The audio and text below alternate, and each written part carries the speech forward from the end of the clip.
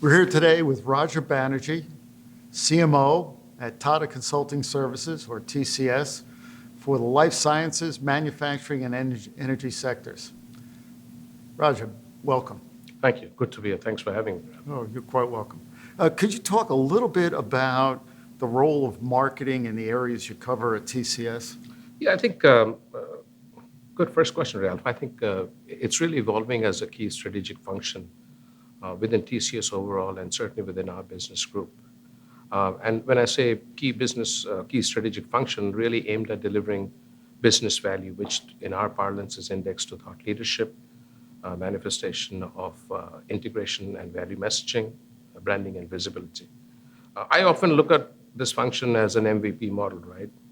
Function that helps us enhance our messaging of our solutions and themes, validation of our storylines, and positioning of our value proposition. And we really manifest this via a number of initiatives, including thought leadership, via academia. We certainly work with analysts. As you well know, we work in a great relationship with you guys, with the advisory community, bespoke events, media, via our account-based marketing, content and asset creation, and of course, a significant number of initiatives in digital marketing as well. So that, in essence, really is the overall paraphernalia of what we do. Interesting. Could you add a little bit more color about this thought leadership, specifically around the area of TCS, the IT services? Yeah, I think, let me bring it down to the parlance of our business group. I think in order for us to manifest thought leadership, I think the fundamental task really is to identify and procure assets in the marketplace that allow us to do that. And having done this for the last 4 or 5 years, I think we are at the point where we can pretty confidently say that thought leadership today is manifested via a number of assets. A lot of the work that's going on with academia, the MIT think tanks, as you know, you guys have been a part of that with us, really bringing together a confluence of academia with industry, practitioners, TCS leadership, and clients and prospects. With thematic calls that we have with our analyst friends in terms of deep dive solution-based calls. A lot of work going on in terms of manifesting thought leadership via the digital platforms, LinkedIn in particular, a lot of blogs going on via sponsored posts. We do a lot of work in terms of multifaceted global trend studies and then verticalizing those trend studies for our specific units.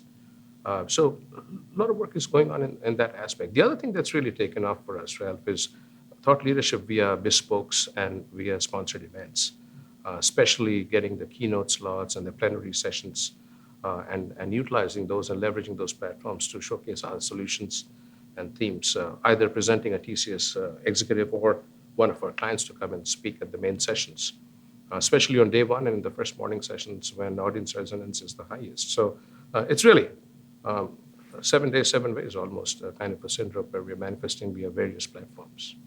Boy, that sounds like a very robust and extensive program. Could you talk a little bit more about how important you feel third-party collaboration is for your marketing programs? I think it's critical, right? I think the magic in marketing today is not to say we are the best. I really think it's for others to say that you're also the best, right? And it has to be multifaceted. And in that respect, securing ink spots via confidence indicators, I think, is a key aspect of our third-party collaboration. As you know, we participate in a lot of the marketscapes and peak matrices and what have you, and we secured pretty significant success in those areas. I think that's important from a business standpoint. I think the other factors that add to that paraphernalia, obviously, is to work with event organizers to try and get those key hotspots so that we get to say what we want to say at the appropriate time of an event. We're also working very closely with the analyst community in terms of strategy days, both internal and external, in terms of anecdotal validation of our footprints in the business. I mentioned to you a little bit about the MIT think tank. Once again, working with academia, working with the likes of MIT Sloan Management Review and securing real estate via some executive viewpoints. I think that's important. And it's gained some traction. We're also showcasing our thought leadership via other publications, marquee publications such as CIO Review, CIO Magazine, Business Viewpoints in terms of specific case studies. I think all of that is really adding up and helping us really propagate the storylines a little bit more effectively. Really neat. Nowadays, in marketing, content is becoming increasingly important for a variety of reasons. Stuff on your website for people to read, search engine optimization, et cetera, et cetera. Could you talk a little bit about what it takes to build up a strong content marketing strategy? Great question. I really think it's very fundamental to an effective marketing program, right? I think the intellectual gravitas and the capital that you display is really indexed to four key factors. First and foremost is who's the target audience and what is the objective of carving out a content strategy, right? Can we deliver the right content at the right time and at the right place? I think that's step one. Step two really is, as marketers, we really are not in a position to craft out intellectual capital. For that, we need domain slash subject matter experts. So getting the alignment, getting the collaboration with subject matter experts to showcase that value proposition is extremely key. Point number three is having put some things in place, how do you socialize and how do you amplify the content, right? Both internally and externally. We have various mediums and platforms. And having done the first three, Ralph, I think it's extremely critical to continue to gauge the effectiveness and the ROI and the target audience resonance, right? We have put in place a concept called lifecycle value of assets. Here we are creating tons and tons of content. How much of that is being looked at? What are the hits? What are the rates? And how long do we need to keep a content on the shelf or a piece of content on the shelf? So I would fundamentally say that these are the four key steps in terms of an effective content marketing strategy. Very good.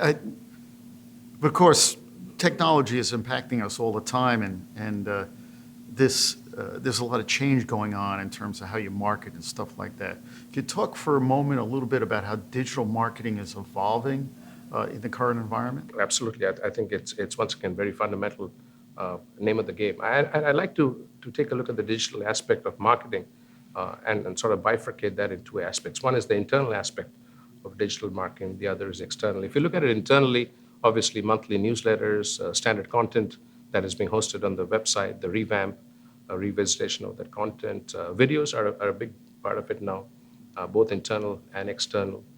Blogs that are being showcased via LinkedIn, both organic posts as well as sponsored posts. We also have invested significant amount of intellectual capital into global trend studies, taking those global trend studies and verticalizing those, as I mentioned earlier, and showcasing them to the markets for life sciences, for manufacturing, for oil and gas. All of that is being done digitally. And the other thing is with events, right? I think there's a digital aspect to how you ramp up an event these days, the pre-event ramp up, live tweets going on during the course of an event, and then what happens after the event. So the pre, post, as well as during event blame. So I think it's a very well ring-fenced digital strategy that we have in place. I'm obviously not talking about the standard work in digital in terms of what we do on the links and all, but I think internally and externally, the use of infographics, for example, I think is really catching steam, not just in terms of external content, but also internally. We tend to be using quite a bit of that. So I think it's beginning to fall in place. Obviously, it's work in progress, and we continue to improve and get the best from the marketplace and try and see how best to do that. Yeah, I've recently read the report you did on the industrial IoT and the extensive surveys you did, and this is turned into a 100-page document or so, but it's very detailed, a lot of good information, and very credible because of the market research that went behind it. There's numbers behind it to substantiate the conclusions. Yeah, we're excited about that. Yeah, very good thought leadership piece. So that's something you did in 2015, and now is being published and continues to be published. What do you got going up for 2016 for this year? Lots of things, certainly to continue and build on the platform from last year, but specifically, I think a few things certainly stick out. I think omni-channel marketing, I think is one way to look at it moving forward. Mobile applications, right? Delivering on-demand content for our client partners in the field. Mobile video marketing. I think videos certainly are displacing the other forms of content marketing now to a large extent. I think collaborative thought leadership, Ralph. I see a lot of work going on in terms of leveraging the influencer community, including academia, in terms of embellishing our intellectual capital. Competitive intelligence, I think that's taking a lot of steam and picking up steam, especially during business planning sessions. What is it that we should be looking at in terms of the competitive landscape of websites, thought leadership, assets, content, branding, what have you. And I think the next frontier in marketing is really looking at branding. What is the brand equity index? And we've got a tremendous number of success stories as far as TCS is concerned. But as far as our business group is concerned, also try to dovetail some of the brand studies and the branding studies to see what our brand really looks like. I think those are some of the things that are happening. Peer networking, I think, in the marketplace is very important. Working with partners like you to find out what really is going on and what we should be doing more of. Personalization of messaging, I think, is becoming more important. You see a lot of that via blogs on LinkedIn now. And localization of marketing campaigns, I think those are some of the things that stick out and stand out. Wow. That's very comprehensive. Thank you for talking with us today. Thanks for taking the time. Good to talk to you as always. We've been talking with Raja Banerji, CMO for the life sciences, manufacturing, energy, and resources sectors at Tata Consultancy Services. The subject is value-driven marketing for the 21st century.